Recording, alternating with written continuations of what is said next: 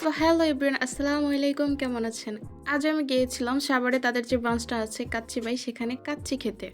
And basically ওইখানে যাওয়ার পর আমার সাথে যেটা হয়, ওইখানে এত বেশি লোকজন ছিল, মানে কোথাও একটা সিট খালি ছিল না। আমরা মানে বসার মতো কোনো প্লেস পাচ্ছিলাম না। অ্যান্ড দেন কি করে তারপর আমরা অনেকক্ষণ ওয়েট করি, ওয়েট করতে করতে তারপর একটু যখন কোনো একটা সিট খালি হয়, দেন আমরা গিয়ে ওখানে বসি।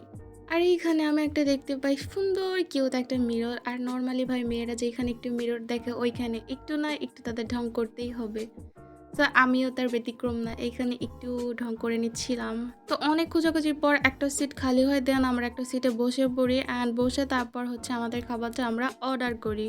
অ্যান্ড নর্মালি এখানে খাবার অর্ডার করলে মানে তেমন একটা দেরি হয় না, সাথে সাথেই চলে আসে। অ্যান্ড তারপরে চলে আসে আমাদের স্পেশাল কাচ্চি ভাই। বিশ্বাস করেন আমার লাইফে এটা ফার্স্ট টাইম খাওয়া। আমি এর আগে মানে এই কাচ্চি ভাইটা এখানে এসে খাই নাই, অন্য কোথাও খাওয়া হয়েছে, বাট এই সাভারের এই ব্রাঞ্চটাতে খাওয়া হয় নাই, এইবার ফার্স্ট। তো আমি সুন্দর করে প্লেটে সার্ভ করে নিচ্ছিলাম, কারণ ওইখানে হচ্ছে বেশি করে দিচ্ছে।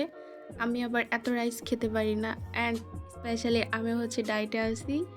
তবুও মনে করেন যে কাচ্চি দেখলে তো আর লোভ সামলাতে পারি না, তো খেয়ে নিচ্ছিলাম। বিরিয়ানির মধ্যে বলতে সবচাইতে মানুষ কাচ্চিটাকে একটু স্পেশালি বেশি প্রাধান্য দেয়, কারণ এইটার টেস্ট বা অন্যগুলার থেকে একটু বেশি মজা লাগে।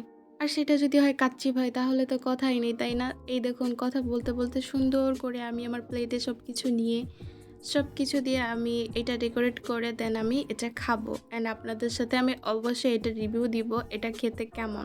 অ্যান্ড দেখতে দেখতে আমার এইটা সার্ভ করা শেষ, দেন হচ্ছে আমি খেয়ে নিব। এইটার টেস্টটা কেমন আমি আপনাদের বলবো। এইটা আমি বলবো যে রাইসটা ছিল, এই রাইসটা একদমই নরম ছিল। বেসিক্যালি যে বিরিয়ানির যে রাইসটা থাকে এটা একটু ঝরঝরা হলে ভালো লাগে, কিন্তু এই রাইসটা একদমই ঝরঝরা ছিল না, একদম নরম ছিল।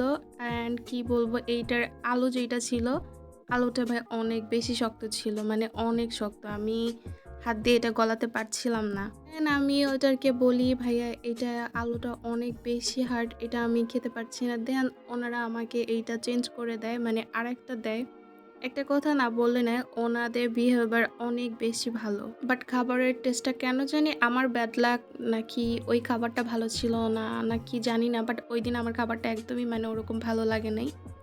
তো যাই হোক, খাওয়া দাওয়া শেষ করে এখানে আমি আবার একটু ঢং করে নিচ্ছিলাম। দেন আমরা হচ্ছে 2টা বাদামের শরবত অর্ডার করি, সেটাও খাই। শরবতটা আমার কাছে মোটামুটি ভালোই লেগেছে, অল ওভার সব কিছু নিয়ে আলহামদুলিল্লাহ।